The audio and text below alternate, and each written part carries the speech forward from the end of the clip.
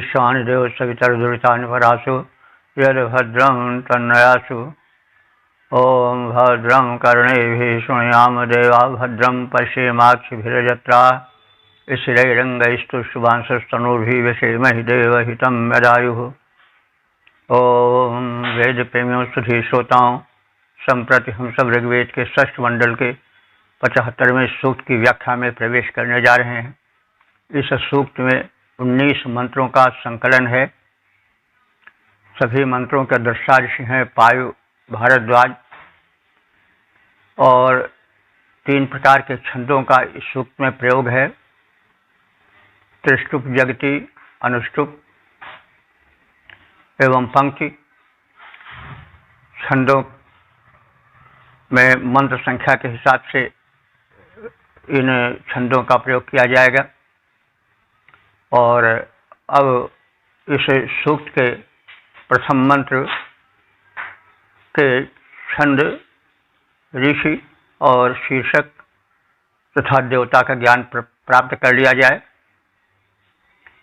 ऋग्वेद के षष्ठ मंडल के 75वें सूक्त के पहले मंत्र के दृष्टा ऋषि हैं पायु, भारद्वाज। देवता हैं संग्राम के अंग। छंद है त्रिष्टुप और शीर्षक है संग्राम में कवच की महिमा। और अब संबंधित मंत्र का सर्वप्रथम सस्वर पाठ हो जाए। जीवोतस्यैव भवति प्रदेकं यद्वर्मी जाति समदामुपस्थे अनाविद्धया तन्वाजयत्वं सत्त्वा ब्रह्मणो महिमा विवर्त। इस प्रथम मंत्र में कवचधारी सेना के रणांगन में उतरने का दृश्य है। कवचधारी सैनिक जब रण क्षेत्र में आते हैं तो उस समय का दृश्य कैसा होता है और कवच धारण का युद्ध में क्या महत्व है, वो किस प्रकार से शरीर की रक्षा करता है आदि का कथन है। यत वर्मी, यत माने जब, वर्मी माने कवचधारी योद्धा। वर्म कहते हैं कवच को और वर्मी कहते हैं कवच धारण करने वाले को। तो है एक वचन, लेकिन एक वचन बहुवचन के लिए काम करेगा, सब योद्धाओं के लिए आवेगा। जैसे मनुष्य जो है वह नाशवान प्राणी है, तो उससे है तो एक वचन मनुष्य, लेकिन वो मनुष्य मात्र के लिए आता है। तो वैसे यत वर्मी, जब वर्म माने कवचधारी योद्धागण युद्ध स्थल पर आते हैं और समदाम उपस्थे याति। समदाम माने गर्भ सहित, मद सहित। जब वे उपस्थे संग्राम भूमि पर याति माने जाते हैं तो उनकी शोभा ऐसी होती है कि जीमूतस्य इव प्रतीकम भवति। जीमूत कहते हैं मेघ को। तो जैसे काले काले जल भरे मतवाले मेघ मंडरा रहे हों, इव प्रतीकम, वैसे ही प्रतीति उस समय की होती है। यानी जैसे आकाश में काले काले मतवाले मेघ मंडरा रहे हों, गर्जन कर रहे हों, तो जो शोभा आकाश की होती है वही शोभा युद्ध क्षेत्र की होती है। जब लौह कवचधारी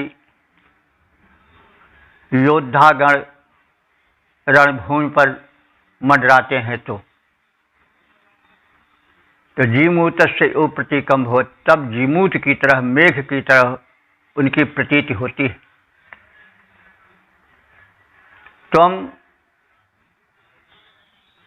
अनाविद्या तन्वा जय। हे कवचधारी वीर योद्धाओं, तुम घायल न होकर, क्षत विक्षत न होकर, इस कवच के कारण अनाविद्ध हुए, बिना क्षतिग्रस्त हुए युद्ध में विजय प्राप्त करो। वर्मणः सह महिमा। वर्मणः माने कवच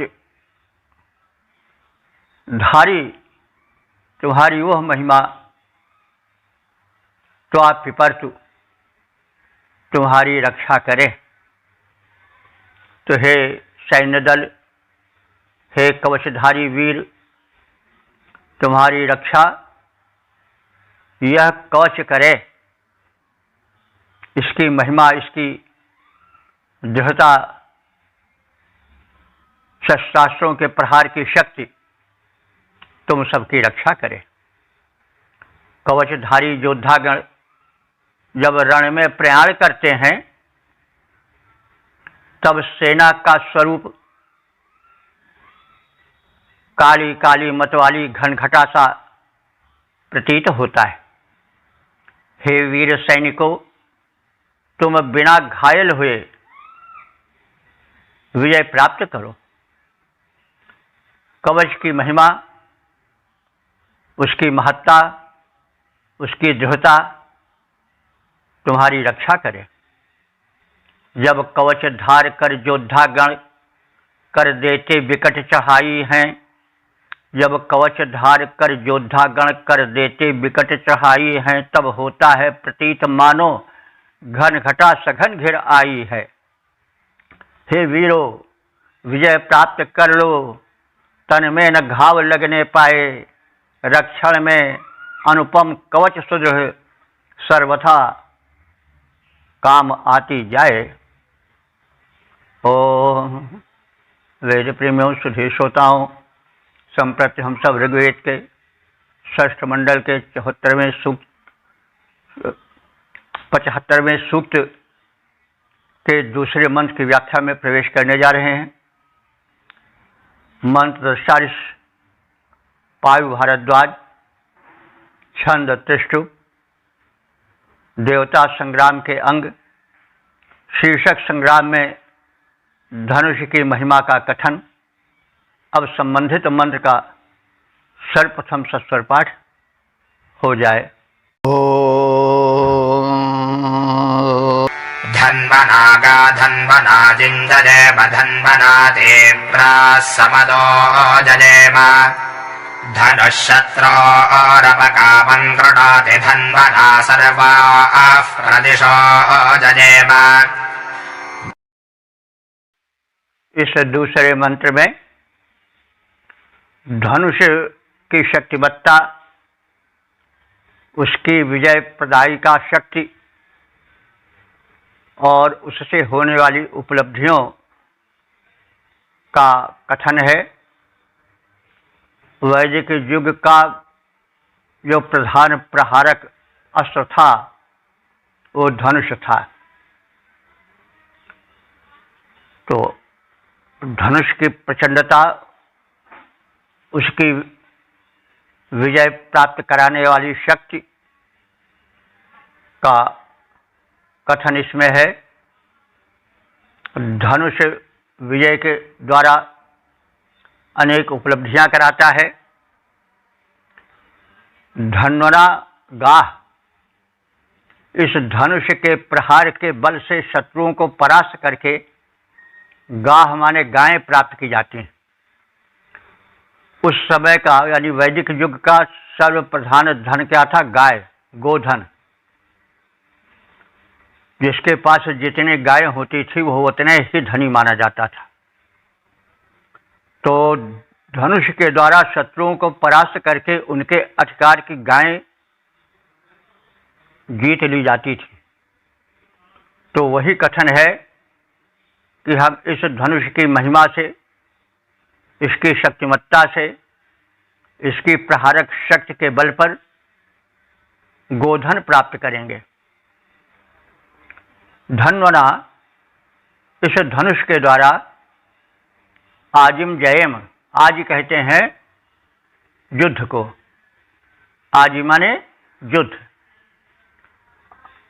हम सब सुनते आ रहे हैं कि ऋग्वेद में युद्ध के बड़े पर्यायवाची आए।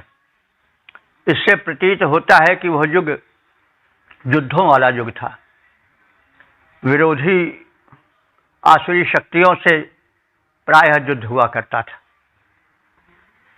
तो और धन संपदा के लिए, समृद्धि के लिए, भूभाग पर कब्जे आदि के लिए भी युद्ध होते थे। युद्ध आज भी होता है, सदैव होता रहा है। और वैदिक युग तो स्थापना का युग था। उस समय भूभाग विशेष पर अधिकार करने के लिए विरोधी शक्तियां टकराती थीं और युद्ध में तल्लीन रहना पड़ता था, संलग्न रहना पड़ता था। युद्ध का माहौल था। तो उसी युग के चित्र को प्रस्तुत किया जा रहा है। और युद्ध में धनुष का क्या महत्व है, उस समय की मिसाइल धनुष था। तो इसी संदर्भ में कहा जा रहा है कि धन्वना, धनुष द्वारा, उसके प्रहार द्वारा आजिम जयम, हम सब युद्ध जीतेंगे। धन्वना तीव्रा समदह जयम। धन्वना माने इस धनुर बल के द्वारा, तीव्रा माने तेज तर्रार, गर्वीले, समदह माने गर्व भरे, तीव्रा माने तेज तर्रार और समदह माने मद भरे, गर्व भरे शत्रुओं को जीत लेंगे। जयम, धन्वना तीव्रा जयम, धनुष के द्वारा भयंकर गर्वीले शत्रुओं को जीत लेंगे। धनु शत्रु अपकामम कृणोति। यह धनुष शत्रुओं के हौसले को नष्ट करता है। अपकामम माने उनकी कामनाओं को नीचे कर देता है, अर्थात कामनाएं, उनके मनोरथ नष्ट कर देता है, उनके हौसले परास्त कर देता है। तो धनुष शत्रुओं के हौसले नष्ट कर देता है। धन्वना सर्वाह प्रदिशा जयम। इस धनुर्बल से हम सर्वाह प्रदिशा, सभी दिशाओं को जयम, जीतेंगे। धनुष के द्वारा जीत कर गायें प्राप्त करेंगे। धनुष से भयंकर गर्वीले शत्रुओं के गर्व को नष्ट कर उन्हें परास्त करेंगे, विजय प्राप्त करेंगे। धनुष से शत्रुओं के हौसले पस्त कर देंगे। धनुर्बल से समग्र दिग्मंडल पर विजय प्राप्त कर लेंगे। धनु द्वारा हम विजय प्राप्त कर गायें पाएंगे। धनु द्वारा हम विजय प्राप्त कर गायें पाएंगे। धनु के द्वारा गर्वीले अरि को विवश झुकाएंगे, कर देंगे हौसले पस्त हम अरियों के धनु के द्वारा। धनु बल से जीतेंगे हम यह दिग्मंडल सारा। ओम वेद प्रेमियों, सुधी श्रोताओं, संप्रति हम सब ऋग्वेद के षष्ठ मंडल के 75वें सूक्त के तीसरे मंत्र की व्याख्या में प्रवेश करने जा रहे हैं। मंत्र दृष्टा ऋषि पायु भारद्वाज, शीर्षक संग्राम के अंग छंद त्रिष्टुप। और इस मंत्र का प्रतिपाद्य है धनुष की प्रत्यंचा की महत्ता। अब संबंधित मंत्र का सर्वप्रथम सस्वर पाठ हो जाए। वक्ष्यं देवेदागणे गन्धकर्णं व्रजं सखाजं वर्षस्वजाना योषे वशिङ्क्ते वितताधिधन्वञ्ज्या इयं समने पारयन्ति। इस तीसरे मंत्र में धनुष की प्रत्यंचा के कमाल का कथन है। धनुष की प्रत्यंचा जब कानों तक खींची जाती है तो उसका प्रहार बड़ा तीव्र होता है और वो विजय की सूचना देने मानो कानों के पास आ रही हो कि घबराओ नहीं, तुम अपने विजय के समाचार शीघ्र ही सुनोगे। तो प्रियम सखायम कर्णम परिश्वस्य जाता, यह जो धनुष की प्रत्यंचा है, धनुष की डोर है, यह जब योद्धा द्वारा खींची जाती है तो कानों तक आती है। कानों तक आने के प्रयोजन का मानवीकरण कर रहा है ऋषि कि मानो कानों तक इसलिए आती है कि वह उस वीर योद्धा को संदेश सुनाती है कि मैं तुम्हें विजय दिलाऊंगी। कि प्रियम सखायम कर्णम परिश्वस्य जाना, ये कानों तक खींची गई धनुष की प्रत्यंचा, धनुष की डोर अपने प्रिय धनुर्धर को कानों के पास पहुंचकर मानो यह संदेश सुना रही हो कि हम तुम्हें विजय दिलाएंगे। वक्ष्यन्ति, जैसे ये कुछ कह रही हो, क्योंकि कान के पास आने का मतलब हुआ कि कुछ कहना कान से, तो डोर खींची जा रही है, कानों के पास आ रही है, तो मानो उसका ये मानवीकरण किया जा रहा, अलंकृत शैली में कहा जा रहा है कि मानो वह डोर कानों के पास पहुंचकर कुछ प्रिय संदेश सुना रही हो कि हे धनुर्धर योद्धा, मैं तुम्हारी विजय निश्चय कर रही हूं। धन्वन अधिवितता, धनुष पर चढ़ी हुई यह ज्या माने डोर, योषायुष शिंगते, योषा माने स्त्री के समान मधुर ध्वनि करती है। प्रत्यंचा में टंकार होती है तो टंकार की मधुर ध्वनि प्रिय लग रही है और ऐसी प्रतीत होती है कि मानो योषा कोई सुंदरी रमणी कुछ संदेश दे रही हो मधुरालाप में। यम समने पारयंती, यह युद्ध में संकट को पार करती है, यानी यह प्रत्यंचा कानों तक खींची जाने पर अचूक निशाने और प्रहार शक्ति से युक्त होकर के योद्धा को संकटों से पार लगाती है और उसे विजय का संदेश सुनाती है।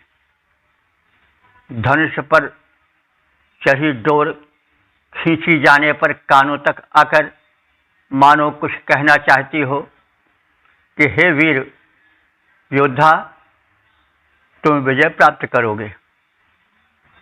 धनुष पर चढ़ी प्रत्यंचा सुंदर रमणी के समान मधुरालाप करती है और मधुर ध्वनि में कुछ सार्थक विजय का संदेश देती है।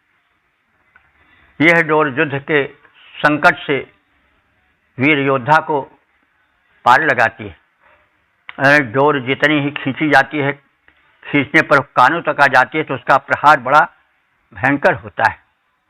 उस भयंकरता के प्रहार में जो संदेश है उसमें काव्यमयता आ गई है और मानो कोई रमणी आकर के कह रही हो, यह प्रत्यंचा, यह डोर, कि हे योद्धा, तुम निश्चिंत हो जाओ, विजयी होगे। कि विजय के सुंदर संदेश को सुनाती हुई है धनुष की डोर प्रत्यंचा सुशोभित होती है। धनु पर चढ़ी खिंची प्रत्यंचा कानों तक आती है। धनु पर चढ़ी खिंची प्रत्यंचा कानों तक आती है। योद्धा के कानों तक ज्यों संदेश विजय का गाती है, नारी के समान कुछ मधुरालाप सुनाती जाती है। रण संकट को चढ़ी हुई प्रत्यंचा पार कराती है। रण संकट से यह चढ़ी हुई प्रत्यंचा पार कराती है। तो प्रचंता धनुष की प्रत्यंचा का डोर का कानों तक खींच जाना, उसके प्रहार की तीव्रता के साथ साथ विजय का संदेश भी देती है। ओम वेद प्रेमियों, सुधीर श्रोताओं, संप्रति हम सब ऋग्वेद के षष्ठ मंडल के 75वें सूक्त के चौथे मंत्र की व्याख्या में प्रवेश करने जा रहे हैं। मंत्र दृष्टा वायु भरद्वाज, छंद त्रिष्टुप, देवता संग्राम के अंग और शीर्षक है धनुष की कोटियों का महत्व। अब संबंधित मंत्र का सर्वप्रथम सस्वर पाठ हो जाए। ते आचरन्ति समने भजोषा मादेवपुत्रं बिभ्रतामुपस्थे अपशत्रोऽन्विध्यतां संविधाने आर्त्ने इमे विस्फुरन्ति अमित्रान्। इस चौथे मंत्र में धनुष की कोटि का वर्णन काव्यात्मक है। कोटि क्या है? धनुष का जो दोनों छोर होता है, अंत, वही धनुष की कोटि कहा जाता है। तो धनुष है वो दो छोरों वाला होता है और दोनों छोरों से लगी प्रत्यंचा बंधी होती है, डोर बंधी होती है।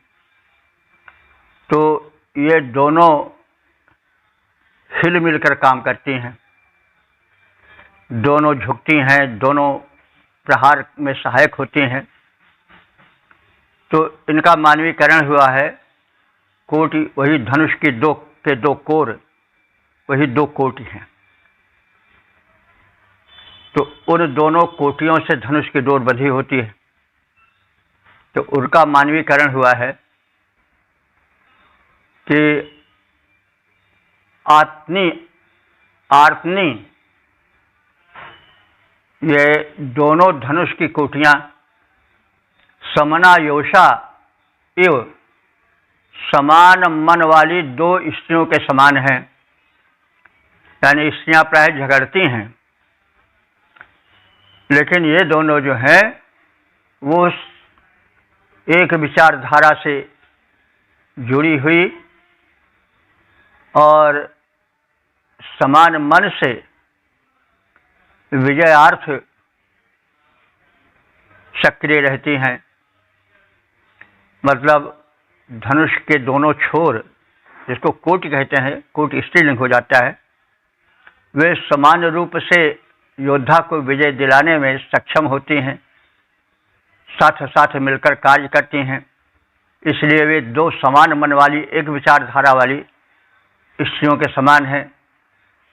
और आचरंती, दो हिल मिलकर सहयोग पूर्वक आचरण करने वाली स्त्रियों के समान हैं। वे धनुष के साथ लगी रहती हैं। मातायु पुत्रम उपस्थे निश्चिताम, ये माता के समान अपने पुत्र धनुष पर चढ़े तीर की रक्षा करती हैं। यानी जो बाण है वे पुत्र हैं, और जैसे पुत्र की रक्षा, उसमें बलवत्ता, उसको पुष्ट करने में माताएं सक्रिय रहती हैं, वैसे ये दोनों कोटियां हैं जो परस्पर सहयोगिनी हैं और बाण की उसी प्रकार से रक्षा करती हैं, उसमें उसी प्रकार से तीव्रता शक्तिमत्ता लाती हैं जैसे माताएं अपने पुत्र को शक्तिशाली बनाती हैं, उनमें प्रहार की शक्तियां भरती हैं, उनमें ओजस्विता लाती हैं। तो वैसे ये दोनों धनुष की कोटियां बाणों को अपने पुत्र की भांति अपने मध्य में, अपने गोद में रखती हैं और उनमें तीव्रता तेजस्विता लाती हैं। ये संविधाना अत्नी, ये दोनों धनुष की कोटियां हिल मिलकर रहने वाली हैं। शत्रुन अप विध्यताम, शत्रुओं का ये भेदन करती हैं। इमें अमित्रान विस्फुरंती, ये शत्रुओं का विनाश करती हैं। विस्फुरंती माने उनको तितर बितर कर देती हैं। इमें, ये दोनों धनुष की कोटियां, अमित्रान माने शत्रुओं को, विस्फुरंती माने तितर बितर कर देती हैं। अर्थात इन दोनों के द्वारा जब डोर पर तीर चढ़ाया जाता है तो दोनों झुकती हैं, दोनों कोठियां धनुष की, और प्रहार बड़ा तीव्र होता है और उस तीव्र प्रहार से शत्रु तितर बितर हो जाते हैं। इसी बात को अलंकारिक शैली में कहा गया है कि इमे माने ये दोनों धनुष की कोठियां अमित्रान विस्फुरंती, अमित्र माने शत्रु और विस्फुरंती माने तितर बितर करना, ये दोनों कोठियां पुत्र के समान बाणों को तीव्र बना करके, शक्तिशाली बना करके शत्रुओं को तितर बितर कर देती हैं, विस्फुरंती इधर उधर भगा देती हैं। तो ये दोनों धनुष की कोठियां समान मन वाली, समान सोच विचार वाली, समान लक्ष्य वाली दो स्त्रियों के समान हैं और इन दोनों का प्रयोजन एक ही होता है, शत्रु पर विजय, और तदर्थ वे आचरण करती हैं समान।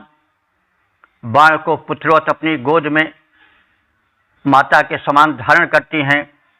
ये शत्रुओं का भेदन करती हुई शत्रु दल को तितर बितर कर उनका नाश कर डालती हैं।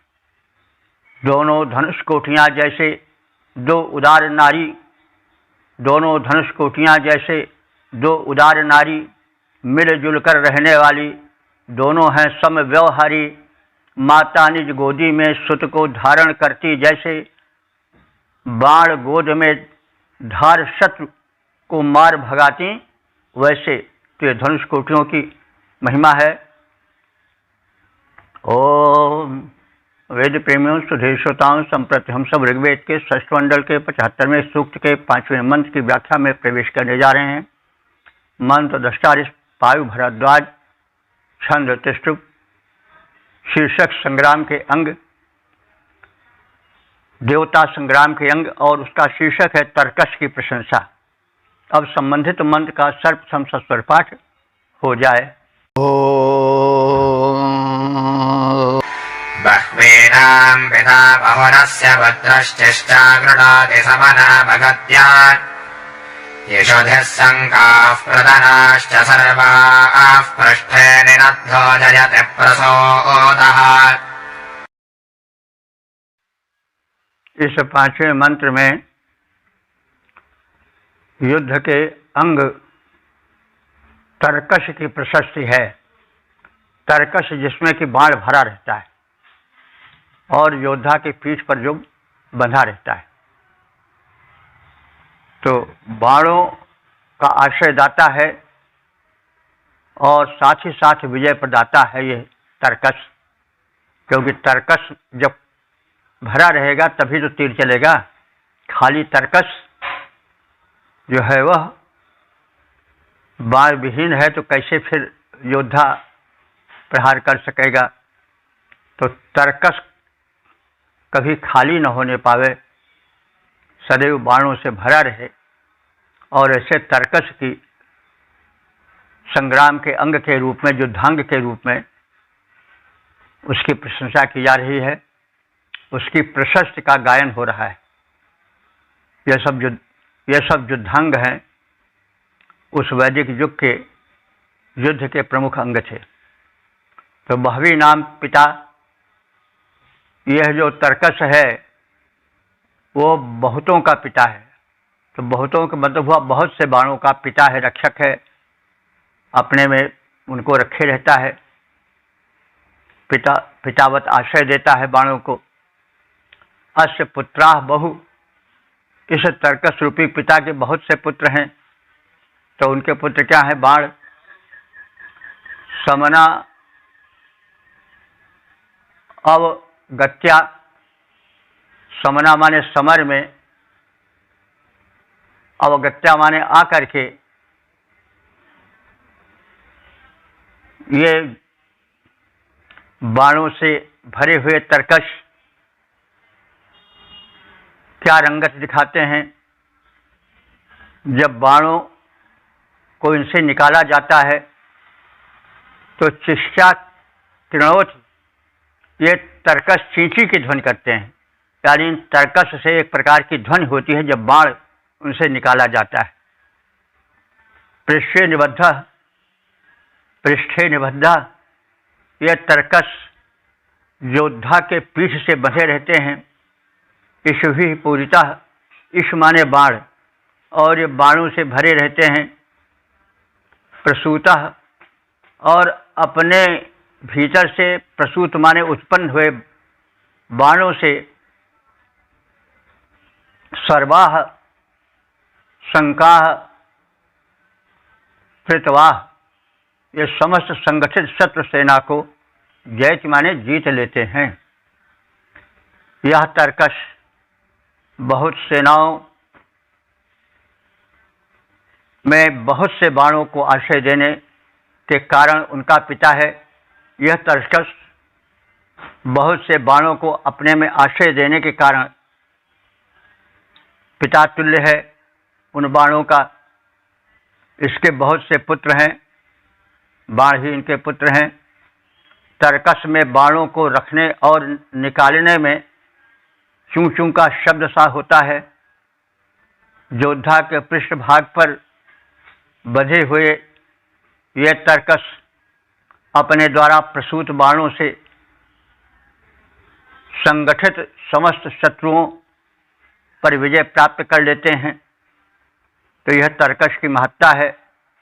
तर्कस बाणों का आश्रय स्थल होता है, उनको आश्रय देता है, इसलिए पिता तुल्य उनका रक्षक है।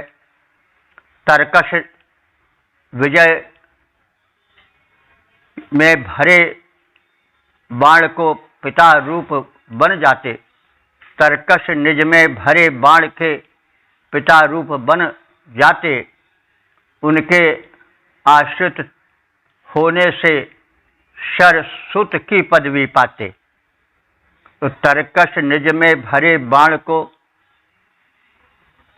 तर्कस निज में भरे बाण के पिता तुल्य बन जाते। उनके आश्रित होने से शरसुत की पदवी पाते। पृष्ठभाग पर योद्धा के बंध शोभा अधिक बढ़ाते। निज प्रसूत बाणों से तर्कस अरि पर विजय दिलाते। ओम वेद प्रेमियों, सुधीर श्रोताओं, संप्रति हम सब ऋग्वेद के षष्ठ मंडल के 75वें सूक्त के 6ठे मंत्र की व्याख्या में प्रवेश करने जा रहे हैं। मंत्र दृष्टार्ष पायु भारद्वाज, छंद जगति, शीर्षक है संग्राम, देवता हैं संग्राम के अंश, और शीर्षक है युद्ध में लगाम की महिमा। अब संबंधित मंत्र का सर्वप्रथम सस्वर पाठ हो जाए। रथे तिष्ठन् नयति वाजिनः पुरो यत्र यत्र कामयते सुषारथिः अभीशो नाम महिमानं पनायत मनः पश्चादनुयच्छन्ति रश्मयाः। इस छठे मंत्र में रथ में नधे हुए घोड़ों पर जो लगाम लगाई जाती है उसकी महिमा का कथन है। ये भी युद्धांग है। रथ जो था वैदिक युग का प्रधान सैन्य अंग था। जैसे आजकल नभ सेना का ज़्यादा महत्व है, वैसे वैदिक युग में रथ सेना का बड़ा महत्व था। तो रथ होता था, तो रथ का इसलिए महत्व था कि रथ में जल्दी से दौड़ करके सारथी पहुंचा देता था जहां आवश्यकता होती थी। दूसरे उसमें तमाम तरह के अस्त्र शस्त्र भरे रहते थे। मानो एक धनुष टूट गया तो दूसरा धनुष उठा लिया जाता था। एक कवच नष्ट हो गई प्रहार से तो दूसरी कवच पहन ली जाती थी। एक तलवार टूट गई, एक भाला टूट गया तो दूसरा भाला उठा लिया जाता था। तो ये सहूलियत अन्य सेनांगों में नहीं थी, जैसे पैदल या अश्वार सेना और या गज सेना आदि में इतनी सुविधाएं नहीं थी। ये जो रथ सेना थी इसकी बड़ी महत्ता थी। और रथ में घोड़े होते थे, घोड़ों को नियंत्रित करने की लगाम होती थी। तो रथ सेना में लगाम का क्या महत्व था, इसका कथन है। सुसारथी रथे तिष्ठन, श्रेष्ठ सारथी जो रथ का चलाने वाला है वह रथ में बैठा हुआ यत्र यत्र कामयते, जहाँ जहाँ रथ को ले जाना चाहता है लगाम के माध्यम से वाजिनः पुरः नयति, घोड़ों को आगे चलाता है। पुरः माने आगे, नयत माने ले जाता है। तो जहाँ जहाँ आगे रथ बढ़ाकर ले जाना चाहता है तहाँ तहाँ लगाम से नियंत्रित करके अश्वों को वह सारथी ले जाता है। तो यह लगाम की ही करतूत है, लगाम का ही कमाल है कि वह रथ को यथेष्ट स्थान पर ले जाने में सक्षम होता है सारथी। अभिशूनाम, लगामों की महिमानम पनायत, महिमा तो देखो। सारथे मनः पश्चात, सारथी के मन के पीछे पीछे, रश्मयः सारथे मनः पश्चात, सारथी के मन के पीछे पीछे, रश्मयः अनुयच्छन्ति, रश्मियाँ दौड़ते हैं। कहने का मतलब सारथी रथ संचालक का मन जिस ओर रथ को मोड़ने का होता है, रश्मियाँ उस सारथी के मन के आदेश का अनुपालन करती हैं और उसी ओर रथ को ले जाती हैं। मानवीकरण है। रथ के उस संचालक सारथी के हाथ में जो रश्मि है, लगाम की डोर है, उसकी महत्ता और उपयोगिता का कथन हो रहा है। तो रश्मयः अनुयच्छन्ति, रश्मियाँ जो है रथ को दौड़ाती हैं। जहाँ सारथी चाहता है वहाँ ये लगाम रथ को ले जाती हैं। इस प्रकार से युद्ध के अंग रूप में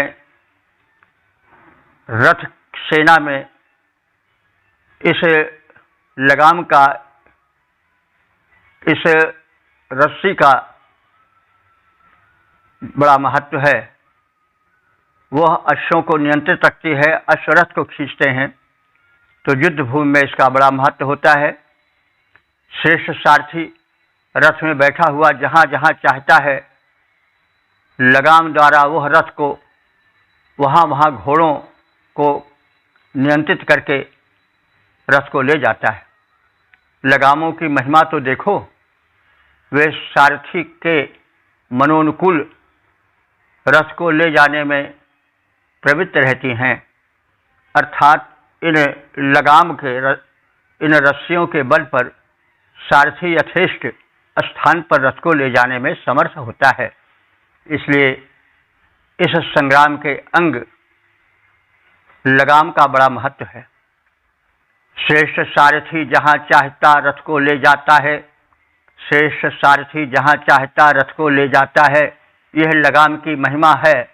जो ऐसा कर पाता है, मनोनुकूल रथ वहन हेतु सक्षम साधन लगाम है। गावो महिमा को लगाम की, गुण इसके तमाम हैं। ओम वेद प्रेमियों, सुधी श्रोताओं, संप्रति हम सब ऋग्वेद के षष्ठ मंडल के 75वें सूक्त के 7वें मंत्र की व्याख्या में प्रवेश करने जा रहे हैं। मंत्र दृष्टा पायु, भारद्वाज, छंद जगती और देवता हैं संग्राम के अंग। शीर्षक है अश्वों की संग्राम में महत्ता। अब संबंधित मंत्र का प्रथम सस्वर पाठ हो जाए। तीव्रान् घोषान् गृह्णवते वृषभाटजोऽश्वारथेभिः सह वाजयन्तः अवक्रामन्तः प्रपदैरमित्रान् क्षिणन्ति शत्रोऽङ्ग्रनभव्यजन्तः। इस 7वें मंत्र में अश्वों की शक्तिमत्ता, युद्ध में उनके प्रभाव और महिमा का कथन है। रथे भी सहवाजयन्तः,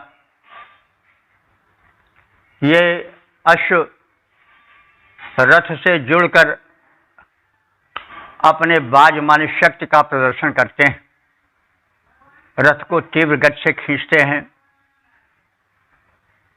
अथवा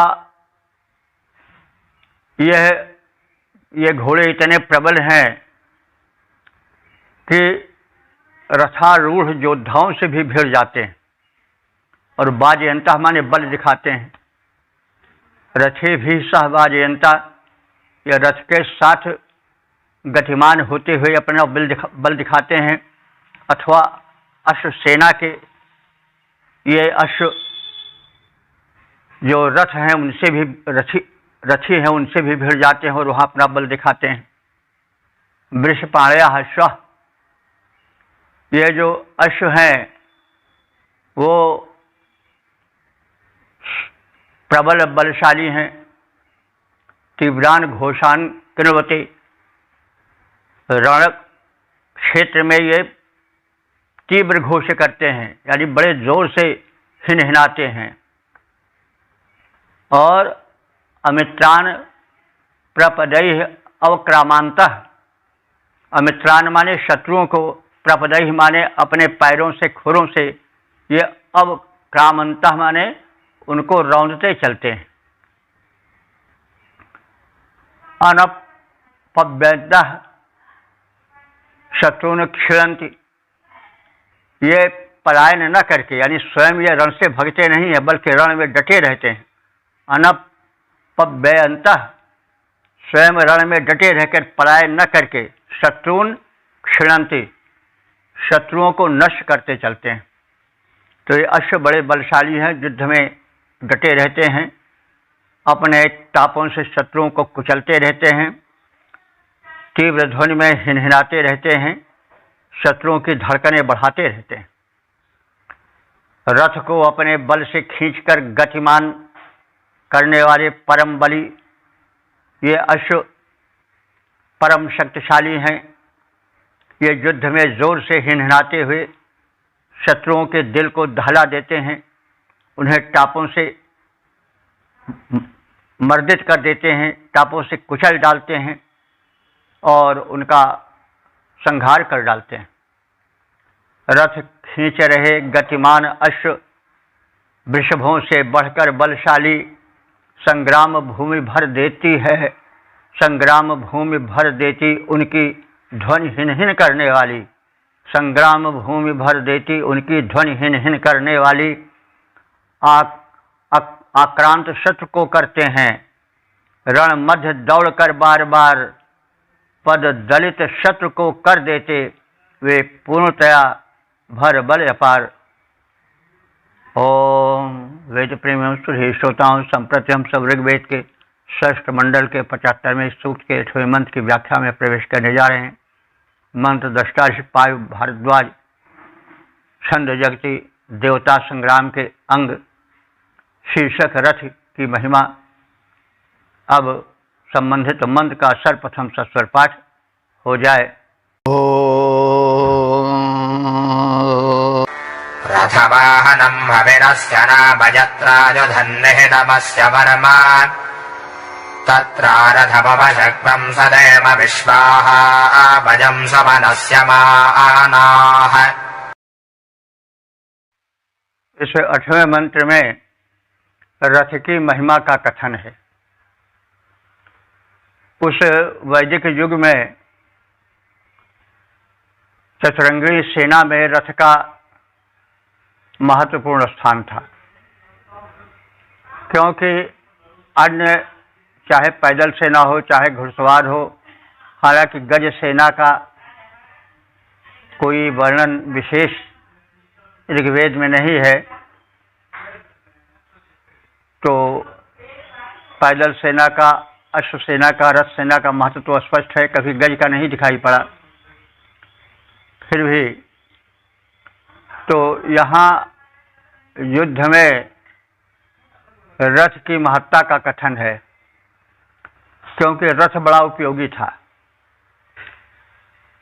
शत्रु से संग्राम करते समय कभी कभी धनुष की डोर काट दी जाती थी, धनुष तोड़ दिया जाता था प्रहार से, निहत्था हो जाए। तो ऐसी स्थिति में रथ में अतिरिक्त धनुष रखे रहते थे। जो रथी योद्धा था वो दूसरा धनुष से लेता था, फिर युद्ध प्रारंभ कर देता था। इसी तरह से कवच भी उसमें रखे रहते थे। मान लीजिए किसी प्रबल योद्धा का प्रहार आया और कवच छिन्न भिन्न हो गई, तो कवच भी रखी रहती थी, अतिरिक्त कवच पहन लेता था योद्धा। उसके अस्त्र शस्त्र तलवार भाले आदि अगर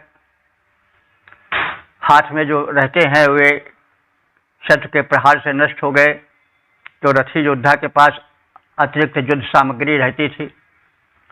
बाण रखे रहते थे, धनुष रखे रहते थे, भाले रखे रहते थे, और जो उस समय की युद्ध के अस्त्र शस्त्र तलवार आदि थे वो सब रखे रहते थे।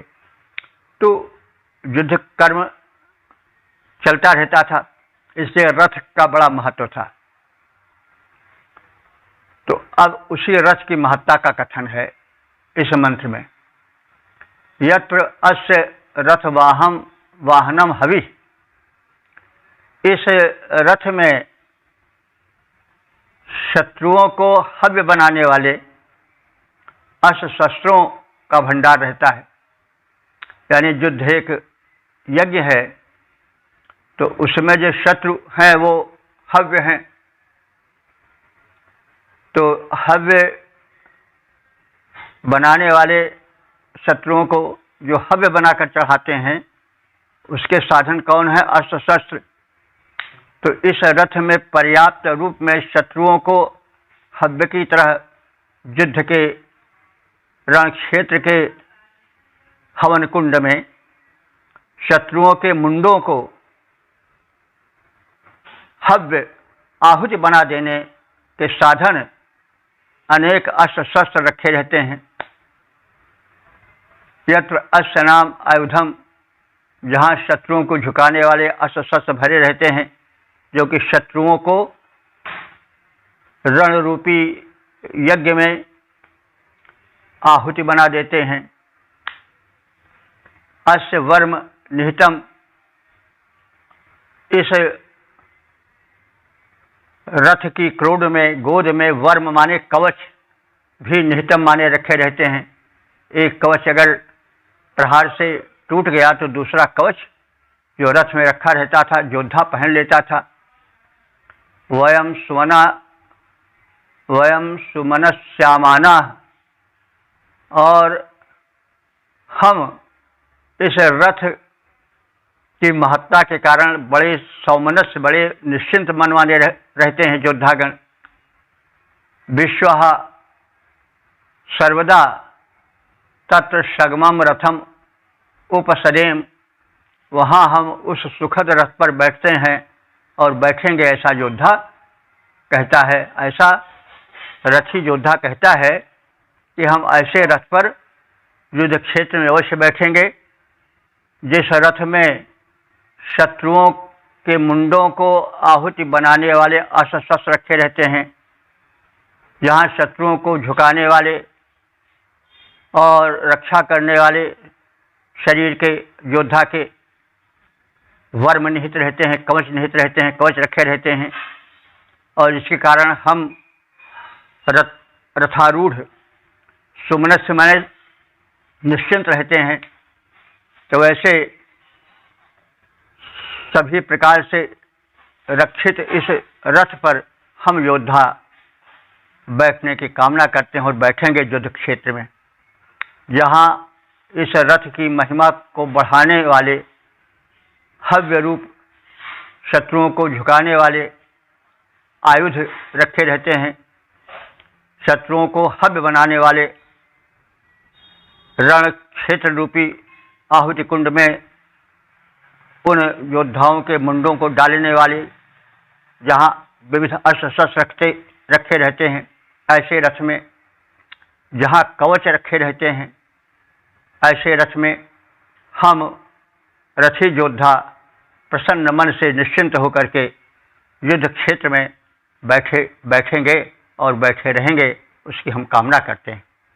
जिस रथ में आयुध रखे रहते हैं, अरे गर्व मिटाने वाले, जिस रथ में आयुध रखे हैं, अरे गर्व मिटाने वाले, जहाँ कवच रखे अभेद्य हैं, विजय दिलाने वाले, हम उस पर आरूढ़ रहेंगे, भर प्रसन्नता भारी विजय प्राप्त करते जाएंगे। इच्छा यही हमारी। तो हम चाहें तो इस रथ को संसार के युद्ध में शरीर के रूप में भी देख सकते हैं, क्योंकि रथ रूपक तुलसीदास जी ने लंका कांड में लिखा है और विजय का बड़ा भारी साधन बताया है। तो हम चाहें तो उस ओर भी चल सकते हैं, क्योंकि तुलसीदास जी ने लिखा है कि नाना पुराण निगमागम सम्मतम रामायण यद निगतितम। तो वो निगमागम के अध्येता थे, उन्होंने इस सूक्त से प्रेरणा ली होगी। तो उन्होंने रथ प्रकरण, रथ और रथ के द्वारा विजय प्रकरण के संदर्भ में कहा है कि रावण रथी बिरथ रघुवीरा, देख विभीषण भयो अधीरा, नहीं तब चंदन नहीं पद त्राना, के विधि जितब वीर बलवाना। यह राम से विभीषण ने कहा। रावण रथी था, राम पैदल थे। तो राम ने क्या उत्तर दिया? कहा रघुपति सुन सखा सयाने, कहा रघुपति सुन सखा सयाना, यही जय होय सो चंदन आना। वो रथ दूसरा है जिससे विजय होती है। सौरज धीरज तहि रथ चाका, सत्यशील दृढ़ ध्वजा पताका, बल विवेक दम परहित घोरे, क्षमा कृपा समता रज जोरे, ईश भजन सारथी सुजाना, विरति चर्म संतोष कृपाना, सम दम नियम शिली मुख नाना। तो पूरा रथ का रूपक है। तो अति अजय संसार रिपु, जीत सकै सो वीर, जाके असरथ होय दृढ़ सुनहु सखा मति धीर। तो ये संसार स्वयं एक युद्ध है, स्थल है। यह तो एक सामान्य युद्ध है, लेकिन मनुष्य को जीवन भर युद्ध ही करना पड़ता है। तो यह संसार बड़ा अजेय है। तो इसमें विजय कब होती है? जब सौरज धीरज तहि रथ चाका। शौर्य और धैर्य, जब आदमी व्याकुल हो जाता है, बिलख उठता है, तब अधीर हो जाता है, वो तो फिर काम नहीं चलता है। हार तो उसकी वही हो गई। तो इस रथ में जो शरीर रूपी रथ है, उसमें क्या होना चाहिए? सौरज धीरज, शौर्य और धैर्य रथ के चक्र होने चाहिए, पहिए होना चाहिए। सौरज धीरज तहि रथ चाका, सत्य शील दृढ़ ध्वजा पताका। सत्य और शील, सदाचार उसकी ध्वजा पताकाएं हैं। बल विवेक दम परहित घोरे, बल विवेक और दमन शक्ति, जो अपने इंद्रियों के दमन वाली शक्ति है, वही घोड़े हैं। बल विवेक दम परहित घोरे, क्षमा कृपा समता रज जोरे। रज माने रस्सी, लगाम, क्षमा और कृपा है। क्षमा कृपा समता रज जोरे, ईश भजन सारथी सुजाना। उस परमात्मा शक्ति पर विश्वास करना, उसका आराधन ही सारथी है। विरत और विरति चर्म, वैराग्य ही चर्म माने कवच है। बात यह है, अगर वैराग्य नहीं रखोगे, संसार के अधीन रहोगे, तब तो फिर कवचहीन योद्धा की तरह रहोगे। संसार वाले तो एक स्थान पर नहीं, क्षण क्षण में प्रहार करते रहते हैं। कभी वचन वज्र चलाते हैं, कभी स्वार्थ रूपी भाले से प्रहार करते हैं, कभी मनमानी गदा का प्रहार करते हैं, कभी स्वार्थ के विकट बाण छोड़ते हैं। तो भाई कहाँ तक बचोगे? कभी रोक शोक के अनेक प्रहार होते हैं। तो भाई इन सब का सामना करना है ना। युद्ध में तो एक बार सामना किए, रोज रोज नहीं लड़ना रहता, लेकिन ये संग्राम संसार का तो रोज का रोज लड़ना पड़ता है। तो अति अजय यह संसार रूपी शब्द तो बड़ा जय है। जीत सकै सो वीर, जाके असरथ होई दृढ़, सुनो सखा मति धीर। तो ऐसा समझ पड़ता है कि तुलसीदास जी ने इस सूक्त के इस मंत्र से अवश्य प्रेरणा ली होगी, क्योंकि युद्ध तो एक बार होता है, रोज नहीं होता है। लेकिन यह संसार का संग्राम तो रोज चलता रहता है, कभी अपनों से, कभी परायों से, कभी काम से, कभी क्रोध से, कभी लोभ से, कभी मोह से, कभी ईर्ष्या से, कभी द्रोह से। तो रोज टक्कर लेनी रहती है। तो जैसा कहा गया है रथ रूपक में, लंका कांड में है ये, तो इसको देखिए और इन गुणों को तो धारण कीजिएगा, तभी बच पाइएगा, नहीं रोज आहत होइएगा। स्वार्थी लोग अपने स्वार्थ के असर चलावेंगे, तरह तरह के जो मन चले हैं वो वचन बज छोड़ेंगे।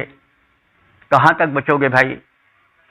तो अपने को, अपने रथ को, शरीर रूपी रथ को आपको दृढ़ करना पड़ेगा, कवच धारण करनी पड़ेगी, नहीं तो फिर काम निपट जाएगा। तो हम इसका ध्यान प्रकट भी इस तरह से ले सकते हैं। जिस रथ में आयुध रखे अरे गर्व मिटाने वाले, जहाँ कवच रखे अभेद्य हैं विजय दिलाने वाले, हम उस रथ पर आरूढ़ रहेंगे, भर प्रसन्नता भारी, विजय प्राप्त करते जाएंगे, इच्छा यही हमारी। ओम वेद प्रेमियों सुधी श्रोताओं, संप्रति हम सब ऋग्वेद के षष्ठ मंडल के 75वें सूक्त के 9वें मंत्र की व्याख्या में प्रवेश करने जा रहे हैं। मंत्र दृष्टा पायु भारद्वाज, छंद जगती, देवता संग्राम के अंग। शीर्षक है रथ के रक्षक प्रहरी। अब संबंधित मंत्र का सर्वप्रथम सस्वर पाठ हो जाए। स्वादृशं सदः पितरो अवयोधाः कृच्छ्रेष्ठदः शक्तिवन्तो गभीराः चित्रसेना इषुबला अवृद्धः सतो वीरा उरवो अव्रातसाः। इस 9वें मंत्र में रथ के रक्षक प्रहरी योद्धा की महत्ता का कथन है। अब इस संदर्भ में हमें यह जानना आवश्यक है कि रथ पर वैदिक युग के प्रमुख राजा या योद्धा ही बैठते थे। रथ सेना बहुत बड़ी नहीं होती थी, इसमें विशिष्ट योद्धा अथवा नृप आसीन होकर युद्ध करते थे। तो रथ का बड़ा महत्व था। राजा या प्रधान सेनापति का रथ टूट गया तब तो फिर सारा मामला ही समाप्त हो गया। तो इसलिए रथ के पार्श्व में, उसके दोनों भागों में सेना की एक टुकड़ी लगी रहती थी, ताकि रथ पर प्रहार करने वाले अस्त्रों से रक्षा हो सके। नहीं तो रथ के चक्र को विरोधी योद्धा ने तोड़ दिया, रथ गिर गया, सब कुछ मठिया मेट हो गया। तो इसलिए रथारूढ़ योद्धा के रथ की रक्षा के लिए पार्श्व में, उसके अगल बगल चुने वीरों की एक सेना की टुकड़ी रहती थी। वे रथ के पार्श्व के रक्षक माने जाते थे। तो उनकी प्रशंसा है इस 9वें मंत्र में। तो कीदृशाः पार्श्व रथ रक्षका वे रथ के दोनों पार्श्व कोनों के दोनों भागों के रक्षक कैसे होते थे या कैसे होने चाहिए। ते साधु संसदा, वे रथ के पार्श्व रक्षक सुखदायक सहायक रूप में रहते थे। वयोधा, वे बड़े बलवान होते थे। कृच्छ्रेता, वे संकट काल में आश्रय लेने योग्य होते थे, सबल होते थे, इसलिए शक्तिमंता, वो बड़े ही बलवान होते थे, शक्तिमान होते थे। गंभीरा माने वे रथ के पार्श्व के रक्षक सैनिक बड़े गंभीर स्वभाव वाले होते थे। चित्र सेना, उत्तम सेना की टुकड़ी उनके साथ रहती थी।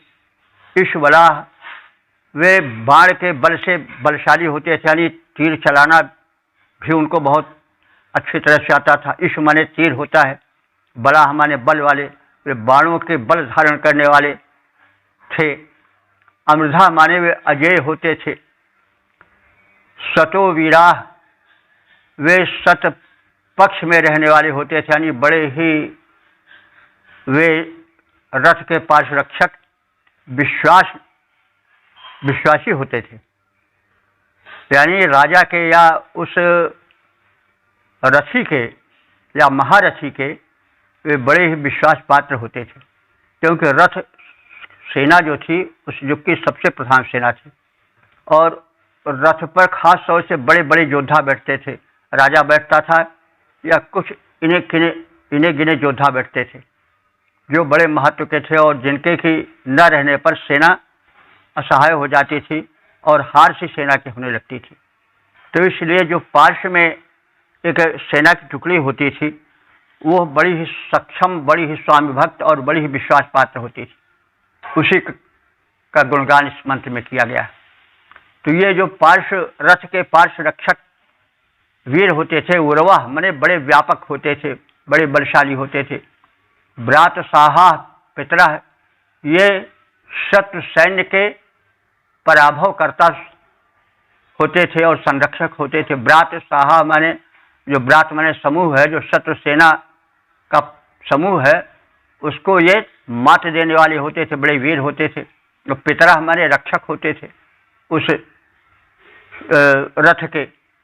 तो इस प्रकार से रथ के रक्षक उस सेना की टुकड़ी का और उसके सेनापति का गुणगान इसमें किया गया है। अब हमारे विचार से आप इस आशय को समझ गए होंगे कि रथ के प्रहरी योद्धा कौन होते थे, क्यों होते थे। तो ऐसे उत्तम रथ के रक्षक, सुख देने वाले, सहायक, बलवान, शक्ति संपन्न, गंभीर, उत्तम सेना वाले, शक्तिशाली, बाणों को धारण करने वाले, अजय, सतपथ पर रहने वाले, विश्वास पात्र, स्वयं अहिंसित रहकर शत्रु सेना को छिन्न भंग कर देने वाले और अपने पक्ष के संरक्षक, ये पार्श्व रक्षक रथ के वीर योद्धा होते थे। तो रक्षक सुखद सहायक, धीर वीर गंभीर, उत्तम सेना साथ में बाण तीक्ष्ण रणधीर रहते हैं। सत पक्ष में अक्षत और उदार दल देते हैं शत्रु बल, दल देते हैं शत्रु बल, करते प्रबल प्रहार।